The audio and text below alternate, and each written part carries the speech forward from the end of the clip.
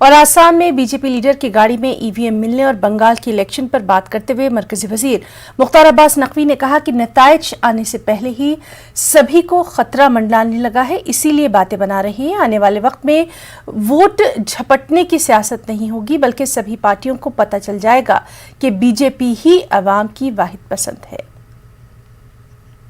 केंद्रीय मंत्री मुख्तार अब्बास नकवी, उनसे हम बात करते हैं। सर, जिस तरह से अब टीएमसी की ओर से कहा जा रहा है कि 2024 में प्रधानमंत्री नरेंद्र मोदी के खिलाफ वाराणसी में ममता बनर्जी चुनाव लड़ेंगे। एक बात आप समझ लो कि अभी तक जो इस सेकुलरिज्म के सियासी सुरमा थे, इनके कम्युनल बैग से सेकुलर टैग एक्सपोज होता जा रहा है, और जो लोग कम्युनल बैग पर सेकुलर टैग लगा करके और बहुत बड़े सेकुलरिज्म के सियासी सुरमा अपने आप को बताते थे और वोटों की लूट करने में माहिर थे, उनको भी इस बात का एहसास हो चुका है कि नरेंद्र मोदी जी का नेतृत्व और भारतीय जनता पार्टी का समावेशी विकास, सर्वस्पर्शी सशक्तिकरण का रास्ता ही आज चुनना पड़ेगा।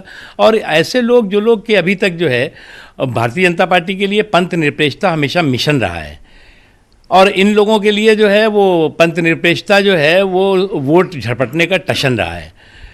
तो मिशन और टशन के बीच की लड़ाई है। अब ये जो है वो हमेशा जो है वो कैसे जो है वो सेकुलरिज्म को जो है वो सियासी हथियार बना करके और वोटों पर जो है झपटा करो और झपटो, तो वो अब जो है वो आज सेकुलरिज्म का मिशन चलेगा, वोटों के झपटने का टशन बंद होगा। सर, लेकिन मैं टीएमसी की ओर से कहा जा रहा है कि काफ़ी जोर शोर से चुनाव लड़ा जाएगा वाराणसी में। अब एक सज्जन थे हमारे दिल्ली के नेता, उनको भी थोड़ा दिमाग उनका भी वो परेशान हुआ था, तो वो भी बोले कि मैं जा रहा हूँ वाराणसी लड़ूंगा। अब इस तरह की गिदड़ भपकियाँ जो हैं वो बहुत एक्सपोज हो चुकी हैं, एक्सपायर हो चुकी हैं। कुछ नया सोचें, हार के बाद जो है वो कुछ अपना दिमागी संतुलन ठीक करके कुछ और अपने बारे में सोचें। ये सब चीज़ें बेवकूफ़ी की चीज़ें से कोई फ़ायदा नहीं है।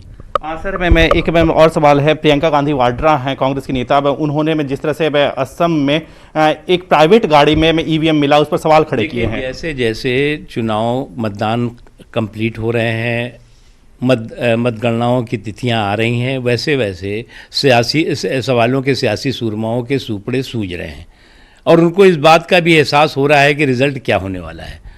इसलिए जो है सवालों के सियासी सूरमाओं के सूपड़े अभी सूझ रहे हैं। अभी कुछ दिनों बाद ईवीएम पे जो है वो ठीकरा नहीं फोड़ेंगे, बल्कि ईवीएम पे सर फोड़ेंगे। ठीक है, बहुत धन्यवाद। कैप्टन हरीश के साथ विनीत कुमार, न्यूज़ 18 दिल्ली।